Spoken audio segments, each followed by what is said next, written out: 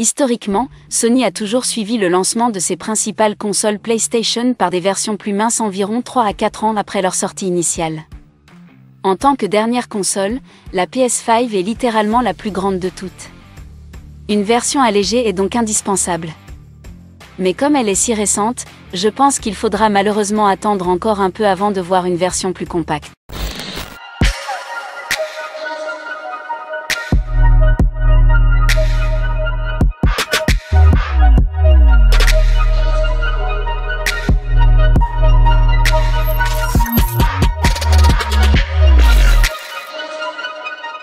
Je pense qu'il va être possible de rendre la version actuelle plus fine.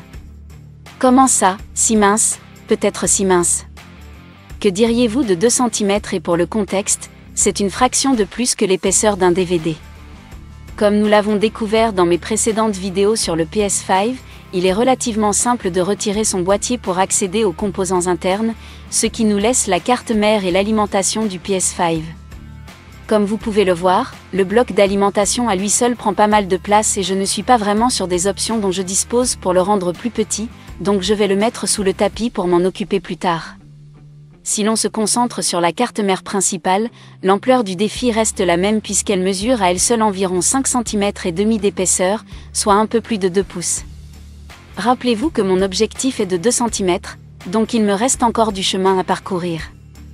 Mais heureusement, la plus grande partie de cette épaisseur provient du dissipateur thermique de refroidissement, ce qui m'a donné une idée, mais qui nous oblige à aller encore plus loin. C'est parti! Comme vous pouvez le voir, le dissipateur thermique entre en contact avec le processeur principal dans ce cas et SoC pour le refroidir car c'est de là que provient la majorité de la chaleur. C'est beaucoup de chaleur, près de 200 watts, soit autant qu'une mijoteuse à feu vif, mais sur une surface minuscule. C'est sans doute pour cette raison que Sony a choisi d'utiliser un métal liquide pour faire office de pont thermique entre le SoC et le dissipateur thermique. Ce métal est beaucoup plus efficace pour transférer la chaleur que les pâtes thermiques traditionnelles. Comme il est également conducteur d'électricité, je vais devoir le nettoyer pour éviter qu'il ne se répande sur les composants environnants. Une fois la protection en acier et le dissipateur thermique retirés, les choses semblent un peu plus prometteuses, car la carte mère elle-même est étonnamment fine. Nous ne sommes pas encore sortis de l'auberge, car l'allumer à ce stade signifierait qu'elle surchaufferait instantanément et mourrait. Nous devons donc trouver un moyen de gérer toute cette chaleur, mais dans un format beaucoup plus fin. Pour ce faire, nous pouvons nous inspirer des ordinateurs de bureau, car un moyen compact et courant de refroidir efficacement leur processus consiste à utiliser des blocs de refroidissement à eau. Ces blocs sont simplement montés sur les composants générant de la chaleur et permettent à l'eau d'être pompée à travers eux pour évacuer la chaleur. Bien qu'ils soient beaucoup plus petits que les dissipateurs thermiques. Cet avantage diminue quelque peu lorsque les tubes sont attachés, car même lorsqu'ils sont pliés, il faut encore près de 6 cm de hauteur libre, et les raccords à angle droit n'améliorent pas les choses non plus. Il faut donc faire preuve d'un peu de créativité. Vous voyez, alors que la partie supérieure du bloc d'eau est une fonction importante ou des composants de celui-ci, c'est en fait la plaque de base en cuivre qui fait le plus gros du travail. De nombreux petits canaux y sont découpés pour augmenter la surface en contact avec l'eau à tout moment, ce qui améliore considérablement le transfert thermique. Comme vous pouvez le voir, cette plaque est assez fine, et tant que nous pouvons faire entrer et sortir l'eau efficacement, nous avons une chance. Donc mon plan est de construire un système de canalisation d'eau sur mesure avec un nouveau matériau pour moi, la feuille de cuivre, pardon le laiton.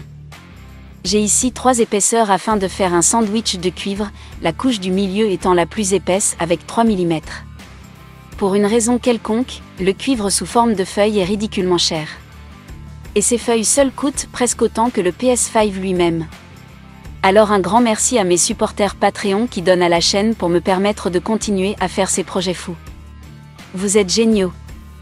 Maintenant, la première étape dans la fabrication de cette canalisation personnalisée est de couper la première couche avec une fente pour s'adapter aux différents ports. Oh, bien, nous avons déjà rencontré notre premier accroc. Le connecteur d'alimentation qui s'insère dans le bloc d'alimentation est plutôt haut, il faut donc l'améliorer. Il est maintenant essentiel que le bloc de refroidissement touche directement le processeur PS5, ce qui signifie qu'il est nécessaire de découper un trou pour lui dans cette première couche, en l'affinant à la forme correcte avec une lime. Malgré cela, le bord assez épais du bloc repousse encore trop loin les ailettes, les empêchant d'être au même niveau que le reste du cuivre. Il est donc temps d'effectuer de nouvelles découpes. Pas de retour en arrière possible. Il y a 3 phonons communs qui ont encore un impact sur cette couche, l'empêchant d'être à plat, mais ils peuvent être traités en perçant quelques trous. En parlant de trous, maintenant que cette couche repose à plat, il est possible de marquer si les trous de montage de la carte mère sont afin d'ajouter quelques supports de piliers en laiton. Pour eux que ceux-ci sont en laiton n'est pas une coïncidence, ils doivent être rendus étanches. Et pour ce faire, je vais les souder au cuivre lui-même avec un chalumeau. Heureusement, ils sont assez précis pour que la carte mère puisse s'appuyer dessus de manière assez lâche, ce qui signifie qu'il ne devrait pas y avoir de pression lorsqu'elle sera vissée correctement plus tard. Maintenant, afin de diriger l'eau de la prise d'eau vers le bloc de refroidissement, puis autour et à nouveau, nous allons faire intervenir la couche de cuivre intermédiaire, qui, si vous vous en souvenez, est 2 fois plus épaisse de 3 mm. Le canal d'eau va être coupé à partir de cette couche avec le chemin que j'ai esquissé en suivant la même route à travers un trou vers le bloc de refroidissement, puis autour et à nouveau. La raison pour laquelle j'utilise des couches pour faire ces canaux est illustrée ici, c'est-à-dire qu'il n'y a pas besoin d'équipement sophistiqué ou de routeur CNC pour les faire, juste une bonne vieille scie sauteuse avec une plaque de métal attachée. J'ai également besoin de faire un canal beaucoup plus petit adjacent au plus grand, qui sera pour le refroidissement et les composants supplémentaires que je vais l'aborder plus tard. Voici donc l'article fini. Lorsqu'il est monté sur la 3e couche, qui sera simplement un couvercle vierge, l'eau sera pompée sur le CPU autour et en dehors, avec une petite quantité d'eau entrant et sortant du micro-canal. Nous sommes maintenant arrivés à un moment charnière de ce projet, qui est de résoudre ces couches ensemble pour en faire une seule chambre étanche qui peut alors à son tour, espérons-le, appeler le PS5. Mon plan initial était d'utiliser simplement le chalumeau. Mais en y réfléchissant, la chaleur dégagée par le chalumeau est très concentrée, ce qui signifie que lorsque je chauffe une autre zone va refroidir et je ne pense pas que ce truc ait assez de puissance pour chauffer l'ensemble si je devais déplacer la flamme rapidement, donc j'ai besoin d'un plan alternatif. Et cela vient sous la forme d'un petit plus. Maintenant, mon idée est d'étamer les couches individuelles, de les mettre dans le four, ce qui, je l'espère, les chauffera suffisamment pour faire fondre la soudure qui les unit. Mais je ne suis pas sûr que ce truc puisse être assez chaud. Commençons donc par quelques tests. La première chose que je vais faire ici est de préparer 2 morceaux de cuivre en les retournant avec de la soudure. Ensuite, on peut utiliser quelques pinces crocodiles pour les agglutiner. Celles-ci exercent une pression constante sur les 2 côtés, ce qui devrait être utile lors du montage du soldat. Il est important de noter que j'ai acheté ce four spécialement pour ce projet, et qu'il ne sera pas utilisé pour la nourriture à partir de maintenant, car les fumées solaires peuvent être assez désagréables. Quoi qu'il en soit, après environ 15 minutes, le morceau de solaire sur le dessus a soudainement fondu, ce qui signifie que le four est effectivement assez chaud.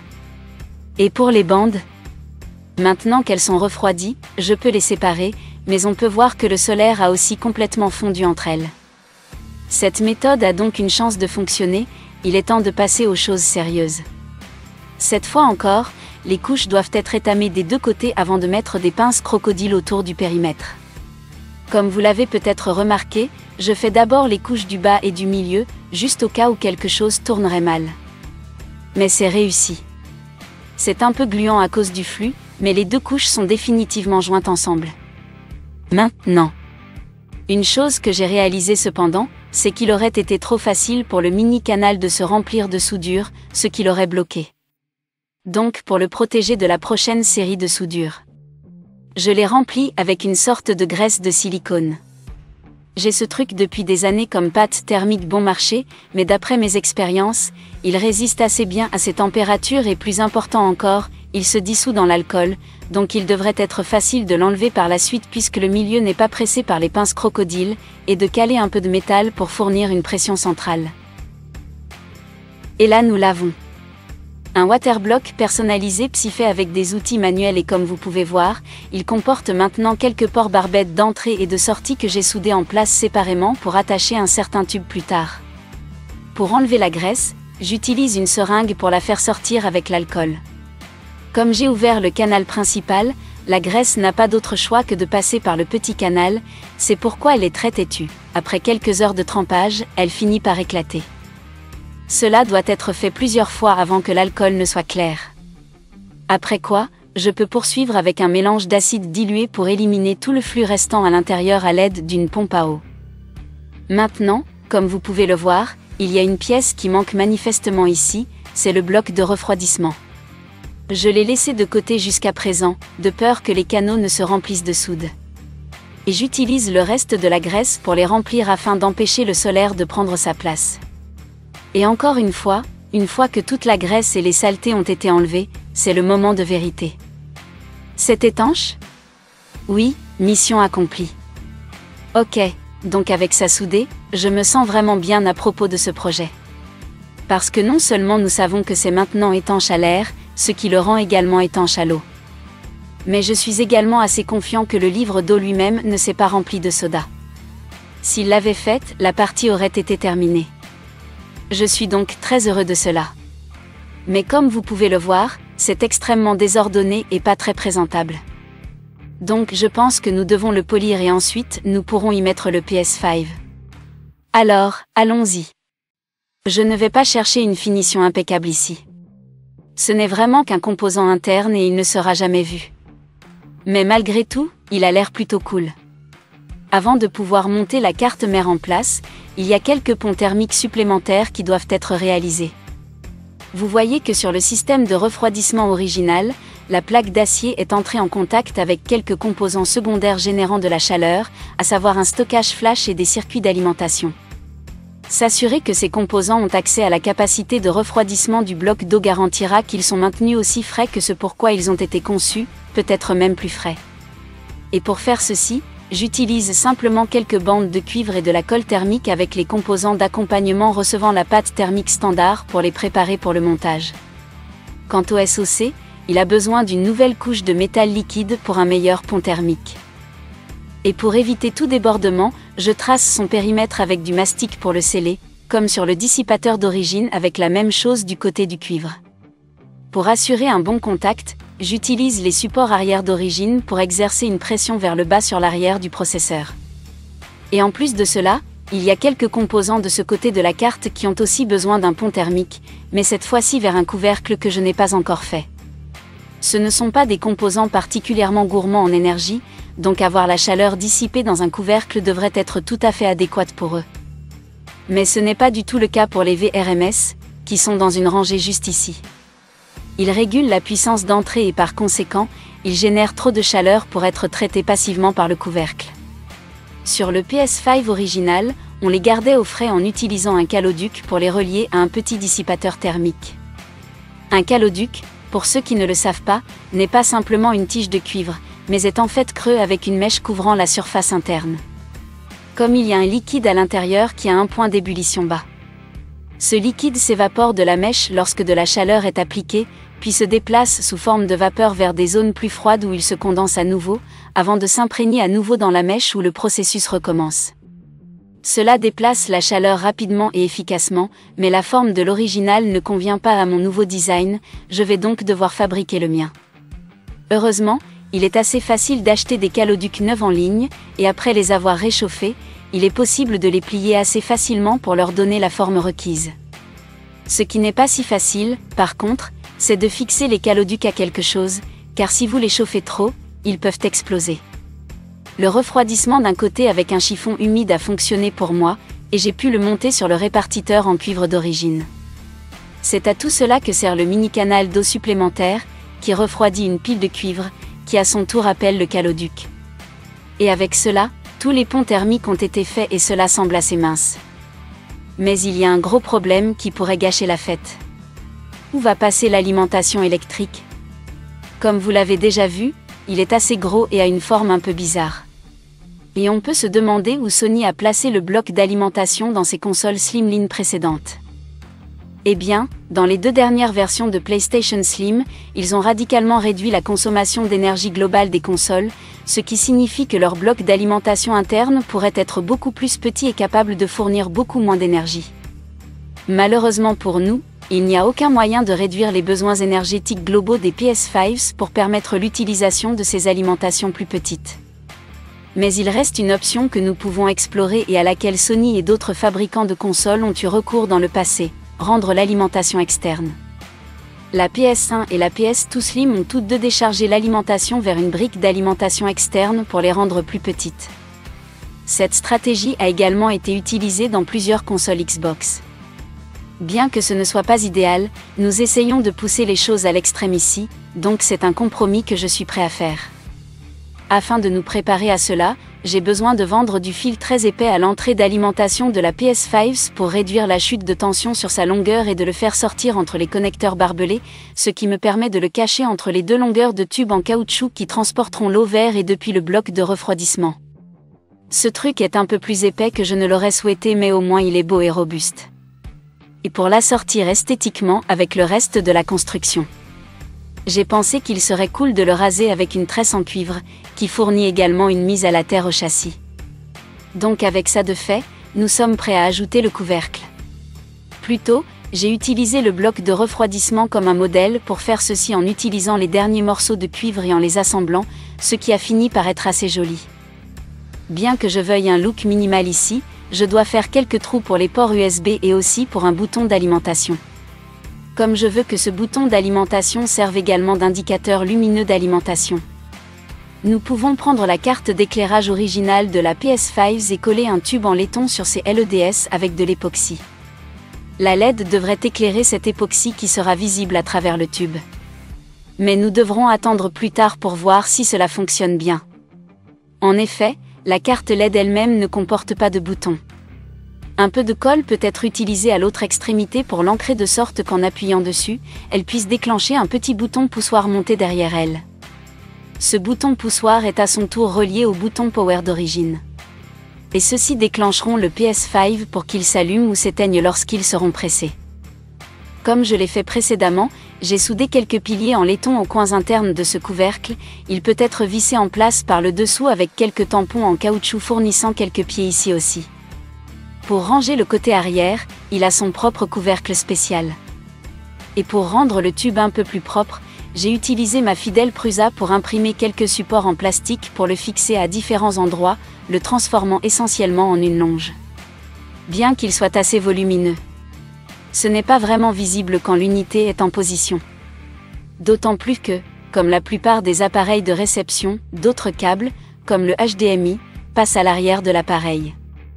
Quoi qu'il en soit, je trouve qu'il est très beau, et le cuivre poli lui confère une esthétique unique et rafraîchissante. Le plus beau, bien sûr, c'est qu'il ne mesure que 1,9 cm, ce qui dépasse mon objectif de 2 cm. Et il n'est plus qu'une fraction de l'épaisseur du fou original. Avant de pouvoir l'allumer et de vérifier si le bloc de refroidissement est suffisamment performant pour garder le système au frais pendant l'utilisation, je dois encore trouver une alimentation qui, comme vous le savez, est inspirée des précédentes versions du PS5 Slim. La seule différence avec la mienne est qu'elle devra également gérer le refroidissement, ce qui rend les choses difficiles, mais aussi très intéressantes. Mais avant de poursuivre, vous remarquerez que cette construction a nécessité beaucoup de temps et d'efforts, ne serait-ce que pour arriver à ce point. Et même si j'ai surtout utilisé des outils manuels, je doute que beaucoup d'entre vous mettent le temps et l'énergie nécessaires pour copier ce que j'ai fait ici. Mais ce n'est pas grave, parce que rendre votre PS5 plus mince et plus frais n'est pas si difficile que ça, ce qui m'amène à une annonce rapide du sponsor de cette vidéo, la marque D, qui a fait ce qu'elle appelle les plaques sombres 2.0, des panneaux latéraux de remplacement pour le PS5 avec quelques nouvelles caractéristiques impressionnantes, la plus apparente étant qu'ils ont un évent intégré qui améliore le flux d'air vers le ventilateur, ce qui permet un refroidissement plus efficace. Et comme vous pouvez le voir, ils donnent au PS5 une esthétique complètement différente grâce à leur nouvelle forme. Je vais être honnête, la couleur saillante originale du PS5 a un peu vieilli dans mon livre. C'est donc génial d'avoir une alternative plus intelligente, d'autant plus qu'ils sont disponibles dans différents tons. Maintenant, J'imagine que redessiner ces panneaux à partir de zéro était un énorme défi, mais les efforts de la marque ont certainement porté leurs fruits car la qualité est aussi bonne que celle des originaux et ils s'adaptent parfaitement. Maintenant, si vous voulez encore plus d'options de personnalisation, la marque D vous couvre là aussi, car elle a une variété de pots en vinyle de haute qualité qui peuvent être utilisés pour changer facilement l'apparence et la texture du plastique brillant central et elles ont l'avantage supplémentaire d'être beaucoup plus résistantes aux empreintes digitales et aux rayures.